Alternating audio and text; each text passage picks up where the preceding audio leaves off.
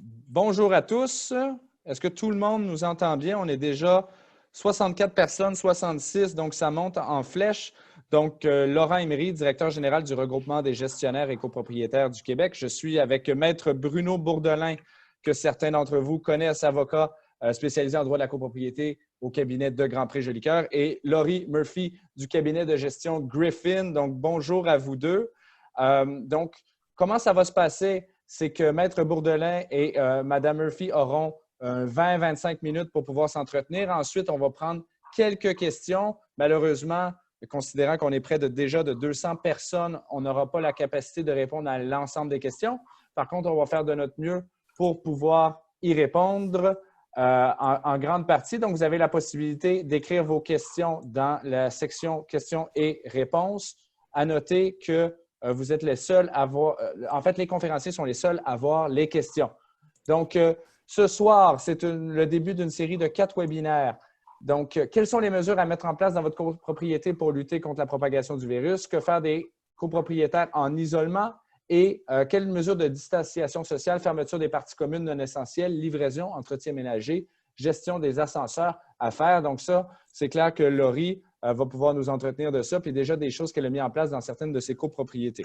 Donc, rebonsoir et bienvenue à ce webinaire. Donc, je laisse maintenant la parole à Maître Bourdelin et on se voit un peu plus tard.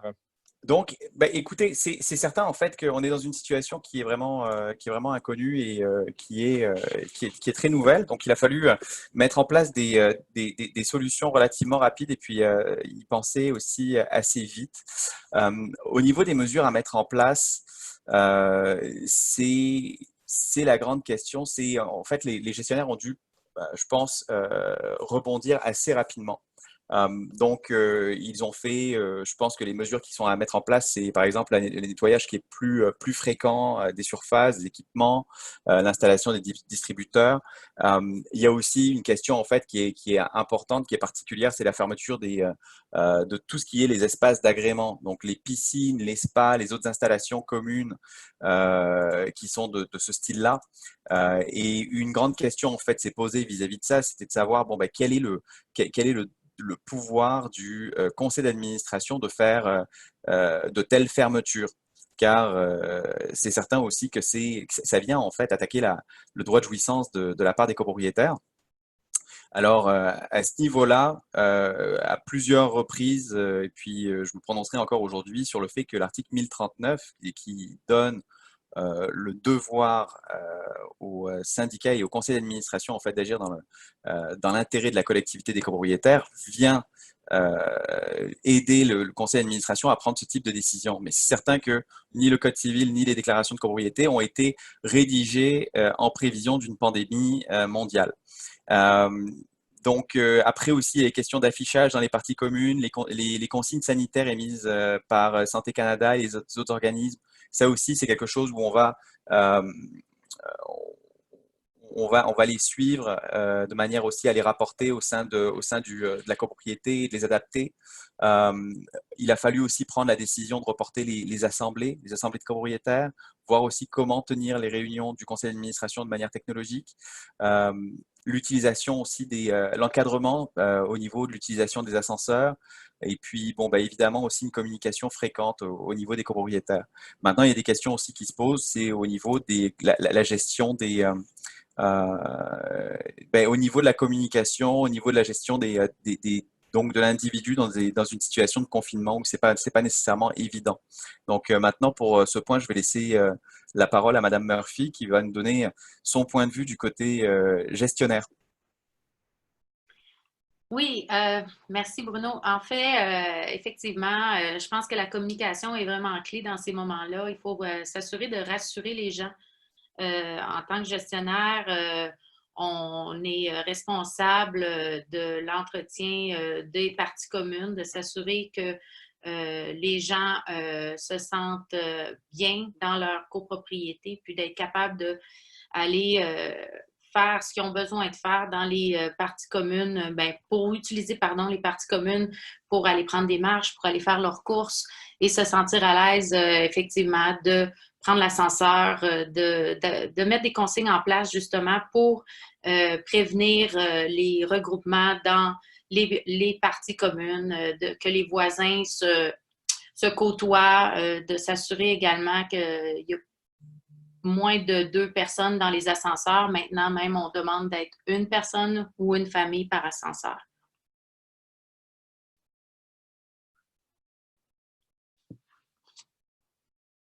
Bruno, tu es sur mute.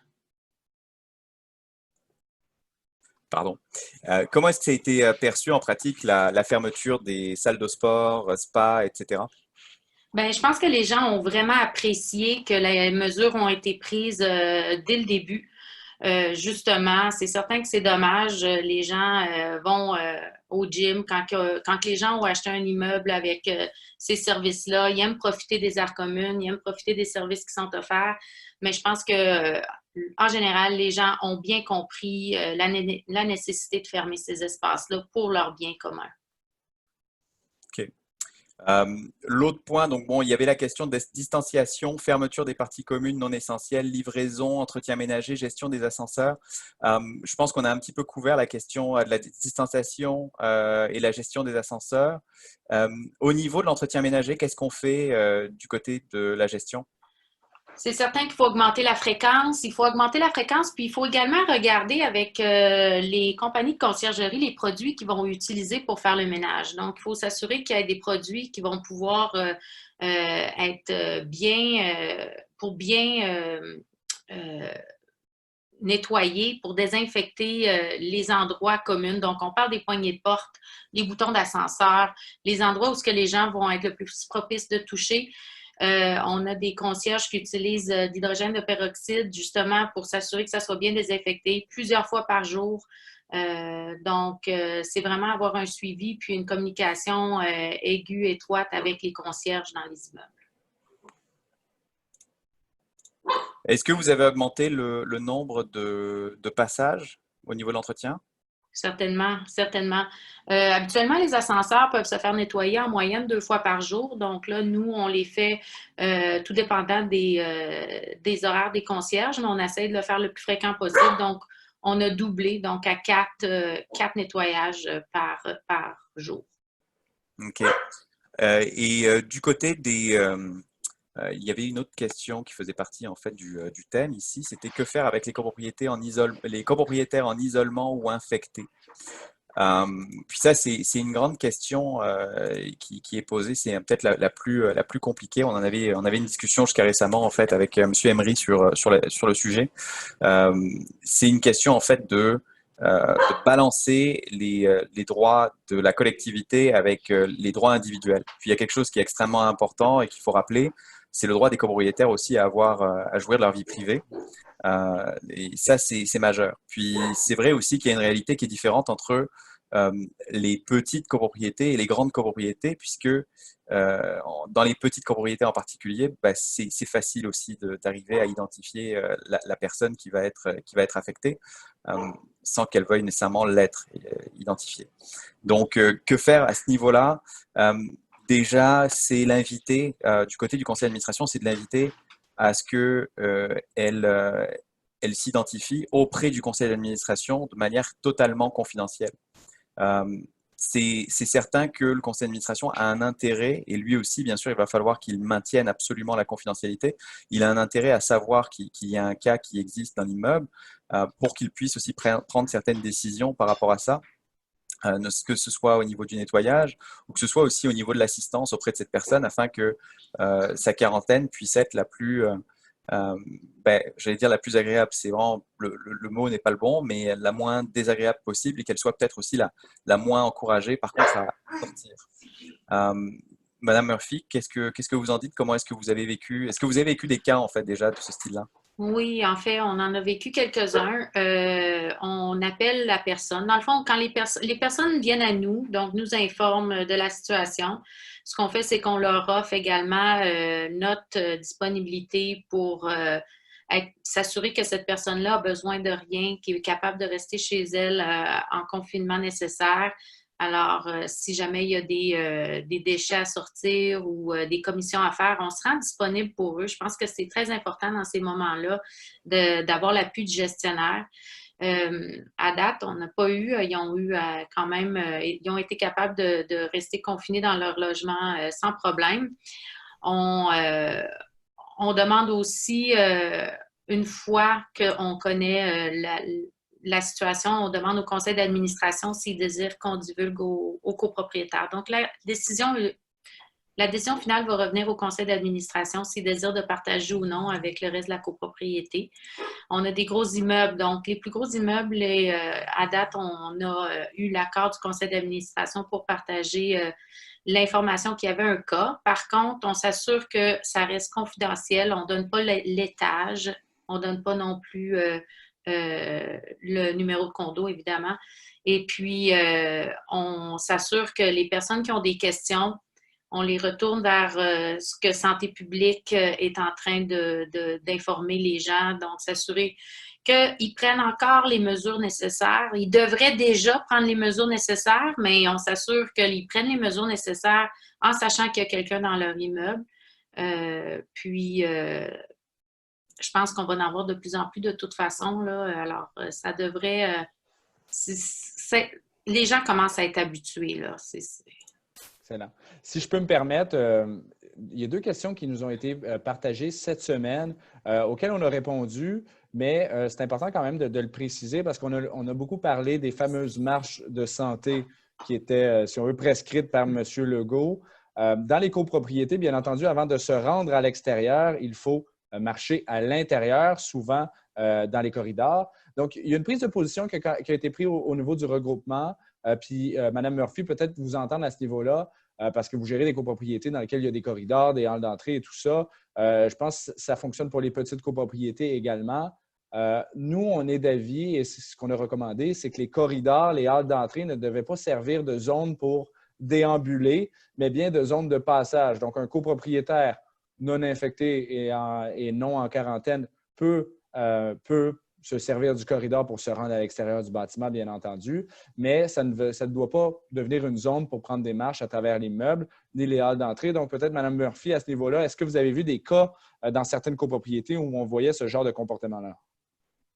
Non, je pense que les gens utilisent vraiment les halls d'entrée puis les corridors pour sortir ou pour entrer. On n'a pas vu de rassemblement à ces niveaux-là. C'est certain aussi qu'on demande aux gens de prendre les escaliers le plus possible au lieu des ascenseurs. Donc, également, ça fait que les gens vont moins attendre sur leur étage s'ils se mettent à prendre les escaliers aussi. Alors, ça l'aide beaucoup là, pour s'assurer que les gens ne restent pas stagnants dans les endroits publics, les endroits communs. Excellent. Et l'autre question, c'était au niveau des évacuations incendies. Bon, c'est une réalité quand même de tous les jours. Là. Il n'y a pas plus de feu dans un cas dans des circonstances de quarantaine. Soit dit en passant, il y a quand même des opinions qui ont été émises en fonction du fait que plus les copropriétaires sont à la maison, plus il y a de risques à ce niveau-là. Donc, qu'est-ce que vous avez fait au niveau des copropriétés, Mme Murphy, pour ce qui est des préventions incendies ou d'évacuation incendie, ou ne serait-ce que même que des fausses alarmes qui pourraient être déclenchées dans lesquelles vous devez évacuer l'ensemble de l'immeuble? Nous, on a lancé au niveau des membres du RGCQ, bien entendu, ce que le gouvernement puis les différents services incendies des grandes municipalités ont fait. Mais comment c'est géré sur le terrain actuellement? On a été chanceux, on n'en a pas eu de cas encore. Toutefois, c'est certain qu'on est souvent les premiers à être téléphonés là, par la centrale quand la situation arrive. Alors, il y a un gestionnaire sur place quand que la situation, avant que les pompiers arrivent souvent. Pour l'instant, ça reste que c'est les escaliers qu'il faut qu'ils soient utilisés. Il y a des lieux de rassemblement à l'extérieur, mais on va demander aux gens de tenir leur distance pour justement s'assurer de respecter les 2 mètres.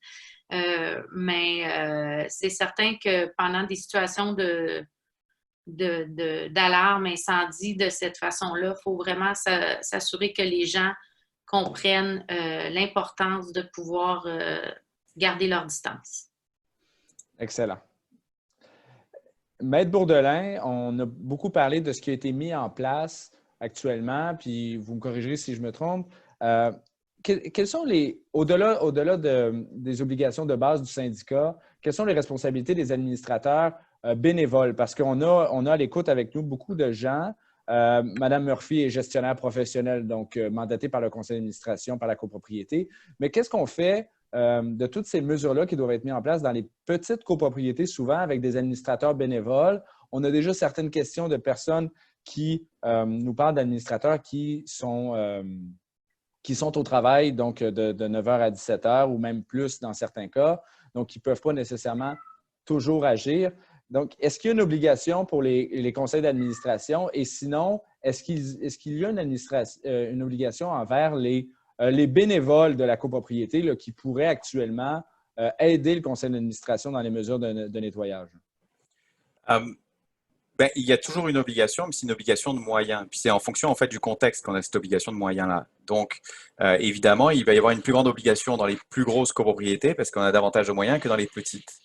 Maintenant, c'est certain qu'un conseil d'administration qui ignore purement et simplement la situation risque peut-être d'engager éventuellement sa responsabilité s'il se passe quelque chose. Il faut au moins envisager la situation. Il faut éventuellement aussi envisager quels sont les moyens qui sont à notre portée et qu'est-ce qu'on peut faire dans les circonstances. C'est pas nécessairement tout le monde, en particulier en ce moment, par exemple, qui est capable de se trouver de l'alcool pour les mains, du Purell. C'est pas nécessairement tout le monde aussi qui est capable d'augmenter, ne serait-ce que financièrement, surtout en plus dans une période où on n'est pas capable de tenir une assemblée de copropriétaires et de consulter les copropriétaires sur le budget, d'augmenter le budget pour augmenter aussi le nettoyage. Mais il y a effectivement au moins des décisions qui sont à prendre. Peut-être aussi inviter effectivement aussi les copropriétaires à faire une partie du travail, mais il faut faire attention aussi par rapport à la partie du travail qui est faite par les copropriétaires. On ne veut pas nécessairement aussi qu'ils viennent faire le ménage eux-mêmes des parties communes et qu'ils engagent leur propre santé par rapport à ça. Surtout en plus, là aussi, ils ont 70 ans et plus, ou même je dirais 50 ans et plus, on veut pas en arriver là. Excellent. Donc, on veut essayer d'éviter ça le plus possible. J'avais justement la question d'une dame qui me parle d'une copropriété de maison de ville dans laquelle il y a peu de parties communes que je dirais risque de contagion. Donc, on parle d'une poignée de porte de garage et des bacs à déchets, donc qui sont mis à la rue, j'imagine, une fois par semaine. Donc, dans ce contexte-ci, on pourrait voir un copropriétaire, en l'absence d'administrateur, de nettoyer périodiquement, ou on pourrait mandater chacun des copropriétaires de faire attention lorsqu'ils utilisent ces dispositifs-là. Un élément qui est revenu souvent au niveau des points de presse de M. Legault, puis je pense que tout le monde l'a bien entendu, c'est qu'au-delà des responsabilités, dans ce cas-ci des administrateurs, puis des efforts de nettoyage qui doivent être mis, chaque citoyen, chaque Québécois, puis ça a été dit, a la responsabilité quand même, une fois arrivé à la maison, s'il a touché la poignée de porte, s'il a touché le bac à déchets, mais il a la responsabilité de se laver les mains avant quoi que ce soit. Puis je pense qu'on doit quand même revenir à ça. Les copropriétaires sont des citoyens autant que les propriétaires de maisons unifamiliales qui vont prendre leur bac à déchets, qui vont ouvrir leur courrier. Donc, la responsabilité de se laver les mains, au même titre que de laver ses effets d'épicerie, je pense que ça va de soi. Donc, il y a beaucoup de questions qui reviennent, mais il faut toujours ramener que le citoyen doit mettre en place ses propres mesures pour éviter la contagion. Puis, de ce que j'en comprends des gouvernements, ça passe beaucoup par le lavage des mains, le fameux 20 secondes. Au niveau, donc à ce niveau-là, c'est clair. Est-ce qu'il y avait d'autres sujets qu'on n'avait pas traités avant qu'on puisse peut-être prendre le temps de répondre à certaines questions? On en a déjà 12, puis des bonnes questions. Donc, je ne sais pas, Mme Murphy et Maître Bourdelin, en fin de parcours, est-ce qu'il y a d'autres sujets, je crois, qui seraient intéressants de traiter pour nos membres et pour les visiteurs du webinaire de ce soir? Moi, j'ajouterais tout simplement en fait qu'effectivement, au niveau du citoyen, en copropriété, on est un citoyen au sein dans une communauté qui est dans une plus grande communauté. Et donc, il faut aussi penser en fait au fait que tout n'a pas été, surtout en plus en situation d'urgence, tout n'a pas été nécessairement prévu pour les copropriétés, surtout en ce moment. Donc, ne serait-ce que par exemple la fermeture des gyms ou des choses comme ça, on entend parler de temps à autre justement de contestation de la part des copropriétaires parce que c'était des gyms, des salles de sport publiques qui devaient être fermées, mais pas les salles de la copropriété. Mais éventuellement, il y a un travail qui est à faire de la part des administrateurs et se demander quelle est l'intention qui est derrière ça. Quel est quel est l'effort et quel est le résultat qu'on essaie d'atteindre, même si effectivement l'interdiction elle n'est pas créée. Donc c'est ça qui est un petit peu délicat, c'est parce que habituellement on décourage le zèle, mais ici il y a une forme de zèle quand même qui doit être poursuivie, mais avec certaines limites évidemment. Quand on parle de zèle, il ne faut pas non plus se transformer en état policier au sein de la copropriété. Voilà, voilà. Madame Murphy? En fait, nous aussi, c'est qu'on reçoit beaucoup de gens qui nous envoient des courriels parce qu'ils ont vu quelqu'un tousser, ils ont vu quelqu'un avec le voisin. Donc, effectivement, là, c'est également là, un peu limiter avec les communications, d'essayer de limiter ces choses-là. Mais effectivement, là, c'est vraiment la responsabilité de chacun aussi là, d'être capable de comprendre l'impact, l'importance là, de ce qu'on nous demande. De la part du gouvernement. Excellent. Donc, on va passer à la période de questions. Avant de commencer, je souhaite aviser les participants du webinaire qu'il va y avoir 3 autres webinaires donnés, soit un demain, un mardi prochain et un jeudi prochain. Donc, les différents sujets demain, on va parler des obligations financières du syndicat des copropriétaires. Bon, c'est clair que Maître Bourdelin et Mme Murphy, vous avez déjà entendu parler. Qu'est-ce qu'on fait qu'on n'a pas adopté de budget parce qu'on ne peut pas tenir l'Assemblée des copropriétaires? Qu'est-ce qu'on fait avec le futur budget, les effets de cotisation? Est-ce que les paiements des charges vont continuer de rentrer? Donc, c'est ces questions-là qu'on va aborder demain. La semaine prochaine, on va parler des obligations en termes de travaux. Donc, vous avez tous entendu parler des fins des chantiers. Qu'en est-il des travaux du syndicat? Qu'en est-il des travaux d'urgence? On parle à l'occasion de travaux d'après-sinistre. Et on parle également de tout le volet des assemblées générales, des conseils d'administration et de la vie courante du syndicat des copropriétaires qui doit, bien entendu, continuer d'évoluer. Donc, pour ceux et celles qui ont posé des questions à ce niveau-là, on va peut-être passer très, très rapidement et vous aurez l'occasion d'en parler la semaine prochaine ou du moins de visionner le webinaire dans lequel on va prendre le temps de regarder l'ensemble de ces questions-là. Donc, Maître Bourdelin, peut-être avec la première question de M. Boclé. Je ne sais pas si vous la voyez. Oui, est-ce que c'est une obligation d'afficher les consignes du gouvernement? En ce moment, il n'en existe pas de véritable obligation, c'est-à-dire qu'il n'y a rien que vous allez trouver dans la loi, dans la déclaration de copropriété par rapport à ça. Mais c'est une question en fait tout à l'heure, je vous parlais en fait d'obligation de moyens. Et puis, qu'est-ce que c'est finalement en fait de vous conduire de manière diligente à titre d'administrateur dans les circonstances? Oui, ce serait effectivement d'afficher les recommandations pour vous assurer que tout le monde puisse les suivre et tout le monde puisse les connaître dans votre immeuble. Excellent. Donc, on a une question de Mme Belair qui demande « Peut-on demander aux copropriétaires de sortir de leurs unités uniquement par la porte arrière afin d'éviter trop de circulation dans les aires communes? » Il y a toujours moyen de recommander, je pense, aux copropriétaires d'éviter les parties communes, donc les passages, les corridors. Ensuite, est-ce que vous avez la possibilité d'obliger les copropriétaires? Maître Bourdelin pourrait vous le dire, mais dans tous les cas, je pense que vos copropriétaires vont comprendre que vous faites ça dans l'objectif d'éviter la propagation puis d'éviter les risques. Donc, à mon avis, il ne devrait pas y avoir trop de récalcitrants. Mais Maître Bourdelin, est-ce qu'un syndicat peut obliger les copropriétaires à utiliser un passage plutôt qu'un autre? Dans les circonstances, peut-être, qui sait, mais à ce moment-là, en fait, il faudrait que ce soit même un règlement d'immeuble qui vienne le déterminer, et puis il faudrait que ce soit quelque chose de très courte durée. On va plutôt privilégier effectivement la recommandation, et puis peut-être que Mme Murphy pourra nous le dire, mais je pense que dans une situation comme celle-ci, les copropriétaires ont tendance quand même à coopérer. Oui, tout à fait. Excellent. On a 2 autres questions. Est-ce que c'est la responsabilité du conseil d'administration d'effectuer le nettoyage des aires communes? Là, j'imagine qu'on parle d'un certain contexte en termes de gestion bénévole. Parce qu'on comprend que la responsabilité du nettoyage appartient au conseil d'administration, mais qui va faire le nettoyage pur et dur de la copropriété? Maître Bourdelin, est-ce que l'administrateur en tant que tel a ce devoir-là? Est-ce que vous pouvez répéter la question? Est-ce que c'est la responsabilité du conseil d'administration d'effectuer le nettoyage dans les aires communes? Et j'entends, je crois, pour la question de Mme Belair, c'est d'effectuer au sens propre et non en termes de responsabilité. OK. Donc, de le faire lui-même? Exactement. OK. Non. le conseil d'administration n'a pas la responsabilité de faire lui-même le nettoyage. Il pourrait en prendre la décision peut-être dans une petite copropriété en particulier, mais il faut effectivement toujours, encore une fois, faire attention à ce qu'on fait dans une situation comme celle-ci. Mais au terme d'une déclaration de copropriété, il n'y a rien qui dit que le conseil d'administration doit le faire lui-même.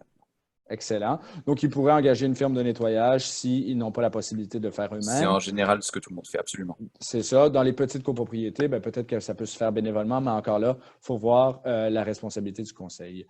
Madame Murphy, on se fait poser la question, est-ce que la fréquence du nettoyage doit être plus élevée dans une grande copropriété que dans une petite?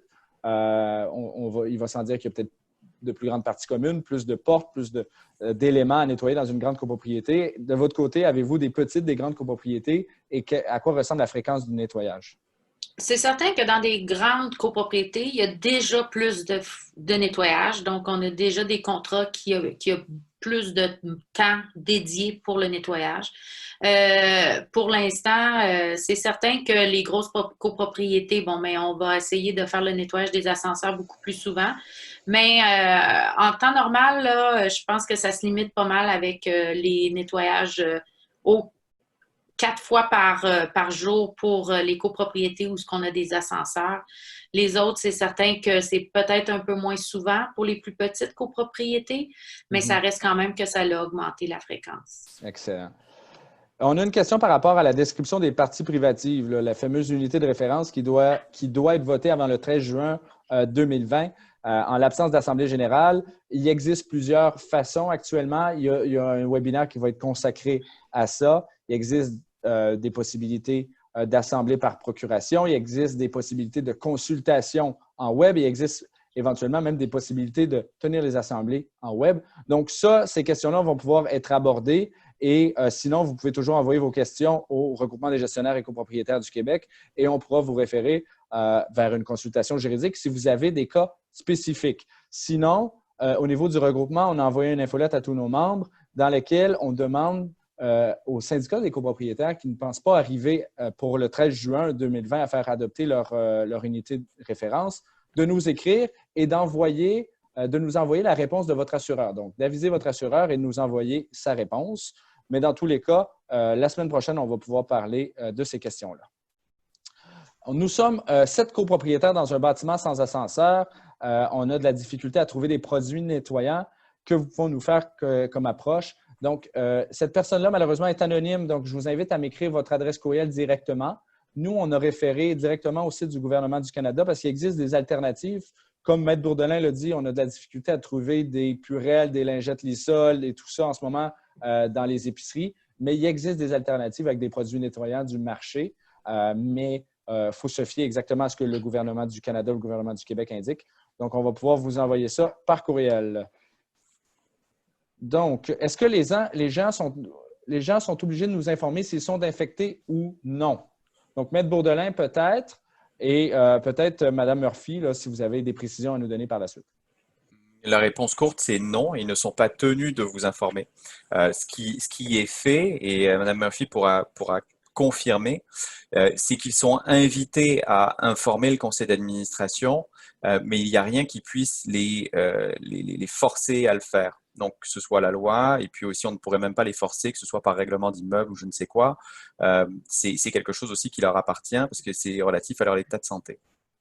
Excellent. Donc, je vous avise tout de suite, il est 18 h. On va prendre encore quelques questions. Il en reste 25 à répondre. Donc, on va voir si on va être en mesure dans les 10 prochaines minutes. Sans quoi, on vous invite au prochain webinaire ou toujours au info@rgcq.org. Nous envoyer vos questions. Bien entendu, on répond aux questions des membres. Sinon, vous pouvez toujours nous envoyer, puis on va voir comment on peut vous aider. Donc, dans les grandes copropriétés avec des ascenseurs ou dans les escaliers, Mme Murphy, est-ce qu'on met actuellement des bouteilles de désinfectant près des entrées? Oui. Et si oui, est-ce que c'est obligatoire? Obligatoire, non. Mais je pense qu'en tant que gestionnaire de copropriété, nous, on a mis en place justement les bouteilles des distributeurs aux ascenseurs, aux garages. Donc, s'assurer que les gens qui rentrent et qui sortent de l'immeuble ont la possibilité de pouvoir se désinfecter les mains. Excellent. Maître Bourdelin, est-ce qu'on peut, puis on va l'aborder un peu plus la semaine prochaine, mais c'est intéressant de l'en parler ce soir, est-ce qu'on peut empêcher des travaux de peinture à l'intérieur d'une unité où le copropriétaire va inviter 2 personnes à venir faire les travaux? C'est un peu une question piège, là, je trouve. C'est parce qu'en fait, c'est lié aussi au fait d'emménager et de déménager. C'est quelque chose qu'on peut pas empêcher les copropriétaires de faire, d'emménager, de déménager. Maintenant, est-ce qu'effectivement, ils ne sont pas capables aussi de reporter leur travail de peinture? Est-ce que c'est quelque chose qui est plus d'agrément? Et ça, c'est un petit peu la question. Est-ce que aussi, on peut peut-être forcer le copropriétaire à ne faire rentrer qu'une personne ou plutôt que de l'empêcher de faire le travail de peinture, de s'assurer que à ce moment-là, par contre, ça va être fait d'une manière qui est véritablement sécuritaire dans la mesure du possible. Là, je vois que c'est 2 personnes. Je ne sais pas du tout aussi si c'est 2 professionnels ou si c'est, par exemple, 2 amis. Si c'est effectivement 2 amis qui ont été appelés pour contribuer au travail de peinture, il y a peut-être davantage un problème que si jamais c'est des professionnels qui ont pris les mesures nécessaires. Donc, excusez-moi, c'est pas une réponse qui est extrêmement juridique, mais c'est vraiment du cas par cas. Exactement. Ça répond un peu peut-être à la question de M. Richard S. Qui nous demande si on peut interdire un copropriétaire de recevoir de la visite les fins de semaine, 2, 3 personnes. La question est un peu floue actuellement quant au rassemblement. On est en train d'essayer de trouver la réponse exacte, à savoir qu'est-ce qui constitue malheureusement un rassemblement. Donc, est-ce que c'est essentiel? Est-ce que la personne, dans ce cas-ci, au niveau de la peinture, est-ce que c'est un service qui devrait être essentiel? Est-ce qu'on parle d'urgence ou on parle d'agrément? Au même titre, est-ce que la visite de la fin de semaine, c'est une visite qui est essentielle ou on parle d'agrément? De ce que j'en comprends des recommandations du gouvernement Legault, c'est vraiment les visites d'urgence sont tolérées, mais les visites d'agrément devraient être non recommandées. Au niveau des concierges, donc pour les plus grosses copropriétés, est-ce que le conseil d'administration a une responsabilité au niveau de l'équipement des concierges, masques et gants? Donc, peut-être Maître Bourdelin puis Mme Murphy, dans les unités, dans les copropriétés que vous avez, comment ça se gère actuellement? Normalement, si le concierge est engagé, tout dépend en fait aussi de qui a engagé le concierge. Si jamais on a fait affaire avec une compagnie, normalement, il ne devrait y avoir aucun problème. Effectivement, par contre, si le concierge est par exemple un employé du syndicat, c'est là où la question se pose et puis il faut toujours lui proposer une manière sécuritaire de travailler. Donc, effectivement, la question des masques et gants, dans la mesure aussi où on est capable de les trouver, la question va se poser. Et je pense qu'on devrait essayer de déployer tous les efforts qui peuvent être déployés pour s'assurer évidemment qu'il va éviter de l'attraper lui-même. Excellent. Est-ce que c'est une question que vous posent vos concierges, Mme Murphy, dans les copropriétés que vous gérez? Nous, on travaille beaucoup avec des concierges, des entreprises de conciergerie. Donc, eux ont pris leurs propres mesures. Oui, ils travaillent tous avec des gants, certains avec des masques, mais ça va vraiment à la discrétion de l'entreprise qui a été engagée. Excellent. Maître Bourdelin, on ne le souhaite pas, mais si la pandémie continue plusieurs mois, est-ce qu'on pourrait consulter nos copropriétaires par courriel pour les prévisions budgétaires et ce, sans AGA? Non. Non, parce qu'en fait, si vous faites ça, vous allez vous faire contester votre assemblée. En fait, votre absence d'assemblée. Vous allez vous faire contester votre budget et si jamais après vous avez des copropriétaires qui ne paient pas leurs charges communes, vous allez vous faire contester aussi l'hypothèque légale que vous aurez éventuellement inscrite sur leur propriété. Et donc, finalement, en fait, vous allez être dans le flou du début jusqu'à la fin. Donc, c'est quelque chose qui est à éviter. Il y a d'autres techniques qui existent. Que ce soit ce dont M. Emery a discuté auparavant, que ce soit par la voie des procurations, que ce soit aussi par la voie éventuellement aussi des assemblées virtuelles dans la mesure où éventuellement des solutions vont se développer par rapport à ça. Mais vaut mieux pour l'instant en fait faire preuve de patience plutôt que de se démener, de se dépêcher d'un petit peu trop rapidement et à faire quelque chose qui ne pourra pas être corrigé. Excellent. Une question facile qui nous demande, est-ce qu'on peut limiter les déplacements inutiles dans les parties communes ou escaliers? C'est un peu ce que je disais plus tôt. Je pense qu'on devrait recommander aux copropriétaires de se servir uniquement des cages d'escalier, des ascenseurs et des corridors pour des voies pour se rendre à l'extérieur, mais ça ne devrait pas servir de partie commune d'agrément. Un copropriétaire a causé un dégât d'eau dans son unité. Les travaux ont été interrompus pour des questions d'assurance et doivent se poursuivre. Est-ce que le syndicat peut reprendre les travaux? Ça, c'est une question de travaux d'urgence et je pense qu'il y a une particularité, peut-être, M. Bourdelin, à ce niveau-là. Oui, effectivement, au niveau des travaux d'urgence, d'ailleurs, ça a été reconnu comme étant un service essentiel. Donc, à ce niveau-là, moi, je vous dirais qu'il n'y a pas de problème. Il y a Mme Lacasse qui nous demande, dans une petite copropriété, ils ont choisi que 3 copropriétaires prennent l'escalier d'en avant et 3 copropriétaires qui prennent l'escalier d'en arrière. Donc, je pense en effet, c'est une façon de minimiser les risques. Donc, c'est des trucs que les copropriétés vont se donner. Comme M. Bourdelin et Mme Murphy l'ont dit, il n'y a pas de situation, franche à ce niveau-là. C'est une crise qui est nouvelle, dans laquelle on n'a jamais vécu et dans laquelle la copropriété, malheureusement, ne s'adapte pas toujours. Donc, il va falloir user d'inventivité, mais surtout s'assurer de respecter toutes les obligations du gouvernement. Ça, je crois que c'est la base. Voilà. Comment traitez-vous l'accès à l'immeuble pour les non-résidents? Mais comme je pense qu'on en a parlé, on essaie de l'éviter, mais on n'a pas la réponse encore à ce niveau-là. Madame Murphy, est-ce que vous avez des cas? Comment vous gérez que ce soit les livreurs, les visiteurs actuellement? Bien, nous, ce qu'on fait, c'est on demande aux livreurs de limiter le déplacement à l'intérieur, donc de communiquer avec les personnes pour lesquelles on les livraisons, puis de demander aux personnes de descendre, chercher leur livraison. Puis, ceux qui nous informent justement, là, qui sont confinés, qui sont en quarantaine volontaire ou obligatoire, dans le fond, de nous informer. Puis nous, on s'occupe ensuite de ça, de pouvoir faire récupérer leur colis au besoin. Excellent. Donc, ça, c'est bon. Donnez-moi juste un instant. Donc, ça, on a parlé des non-résidents. Maître Bourdelin, on voit une entreprise de nettoyage qui refuse de faire venir.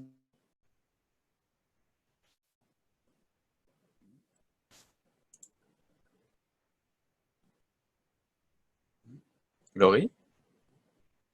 Oui, ça l'a Oui, coupé. ça a coupé pour M. Emery. Bon, on va continuer à ce moment-là nous-mêmes parce qu'on a nos visiteurs qui sont toujours en ligne. Quelle était la question? Oui, c'était une firme de nettoyage qui refusait, je pense, de se présenter sur place. Je l'avais vu passer cette question. Ok, refuse de faire venir le ménage et désinfecter. Peut-on les obliger? Ont-ils une obligation de venir? Probablement que si l'entreprise de nettoyage refuse de venir faire le ménage, c'est probablement parce que elle doit penser que c'est pas sécuritaire pour ses employés. Donc moi je vous dirais que c'est pas possible à ce moment-là de forcer cette compagnie finalement à venir pour continuer de faire le ménage. Il faudrait au moins savoir pourquoi est-ce qu'elle refuse de se présenter quand même. Puis éventuellement, il va falloir peut-être négocier une résiliation du contrat ou en tout cas une suspension du contrat et dans l'intervalle, engager une autre entreprise qui, elle, sera en mesure d'effectuer le nettoyage de manière convenable. Bon retour. Oui, merci. Donc, Maître Bourdelin, si une partie commune ne peut être verrouillée, exemple, un lounge, une terrasse, une piscine, est-ce qu'une simple note peut suffire ou devrions-nous faire installer un verrou? Là aussi, c'est un petit peu du cas par cas. C'est parce qu'on ne sait pas quelle est la taille de l'immeuble et de quelle façon est-ce qu'on peut faire confiance aussi aux résidents. Il faut penser aussi à une chose, c'est qu'on n'a pas que des copropriétaires, on a des locataires dans l'immeuble et on peut avoir des visiteurs. Même si des visiteurs, le nombre devrait être limité, mais je pense que Mme Murphy nous confirmera qu'il peut encore y en exister quelques-uns.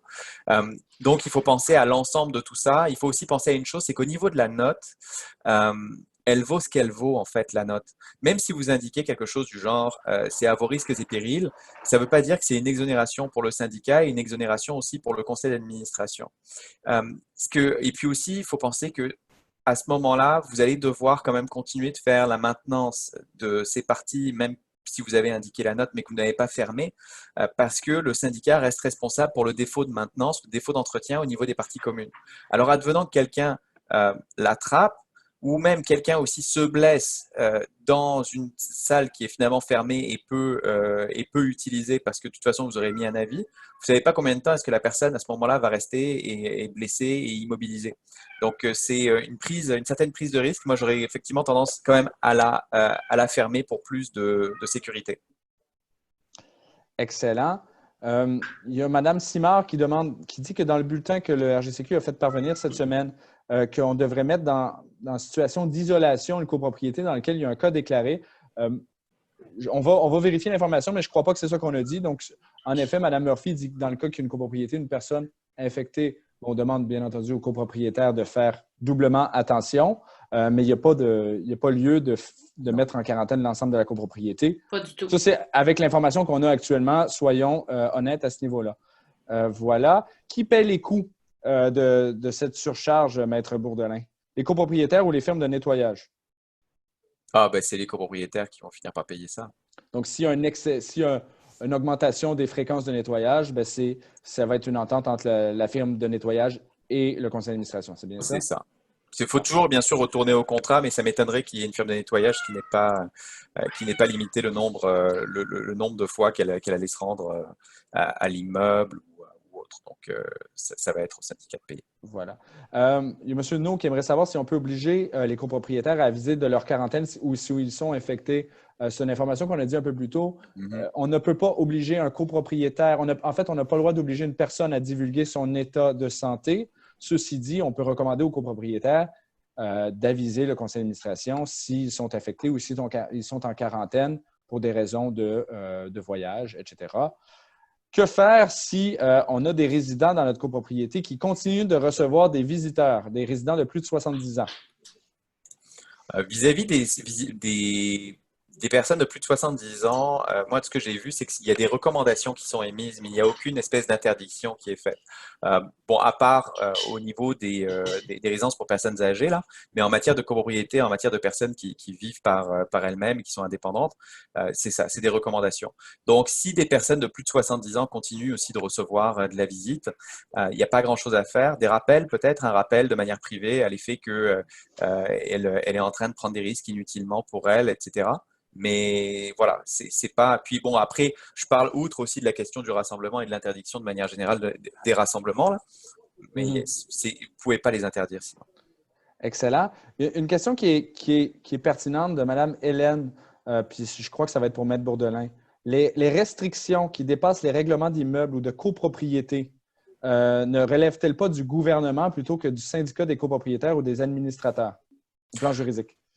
C'est une excellente question. C'est un petit peu la question aussi que je pense qu'on s'est tous posée lorsque le coronavirus a frappé.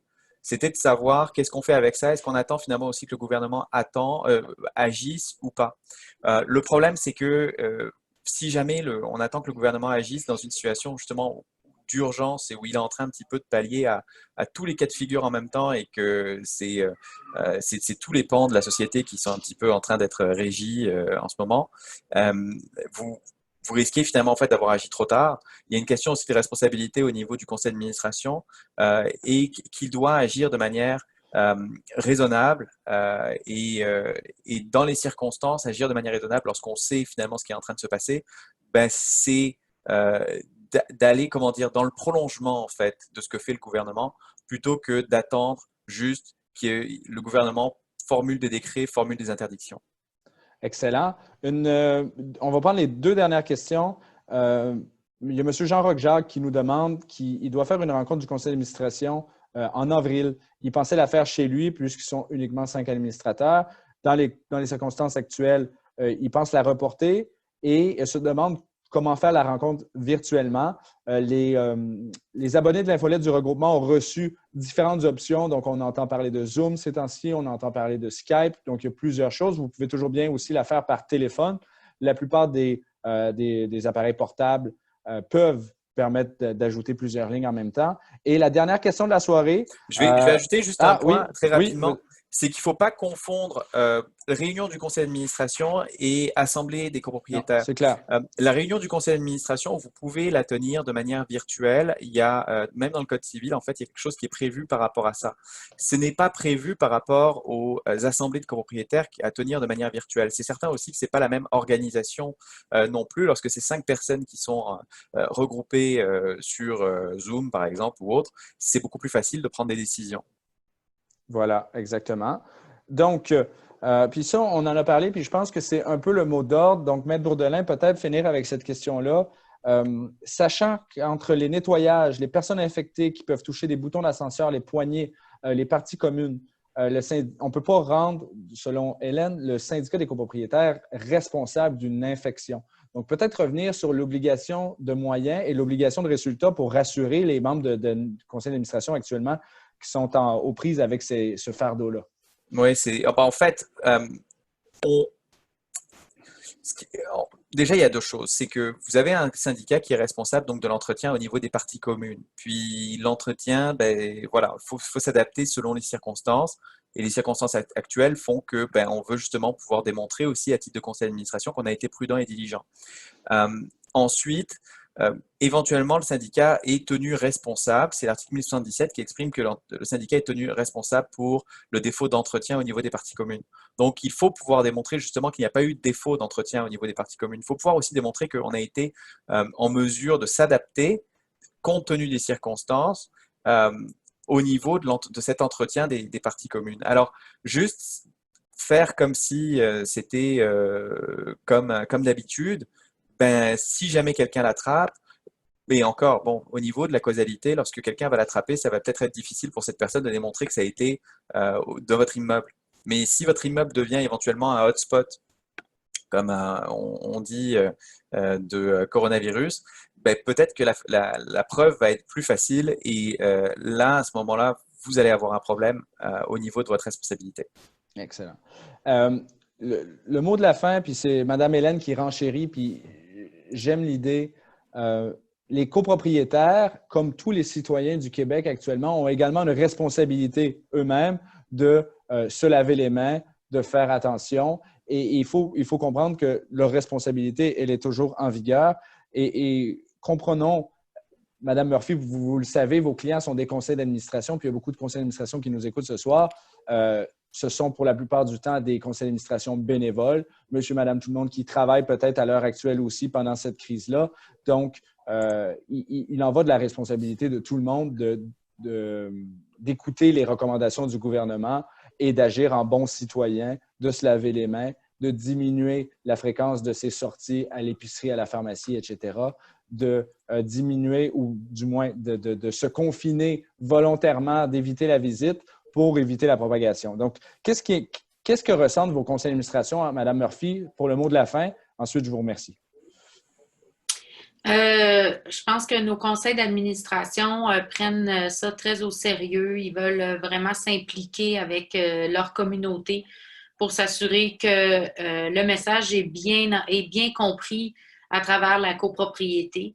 Et puis, on travaille ensemble, les gestionnaires et les conseils d'administration ensemble pour trouver des solutions, des façons innovatrices de pouvoir communiquer, de pouvoir divulguer notre message pour que le plus de gens possible soient mis au courant malgré les informations du gouvernement. Donc, on le prend comme une responsabilité envers nos conseils d'administration. Excellent. Donc, Madame Murphy de Gestion Griffin, merci beaucoup. Maître Bourdelin, avocat chez De Grandpré Jolicoeur, merci beaucoup. Donc, pour tous, on se retrouve demain, même heure, même poste, mais pour parler cette fois-ci des obligations financières dans les circonstances de la crise actuelle. Donc, merci à tous d'avoir participé à cette expérience et on se retrouve demain. À bientôt. Merci.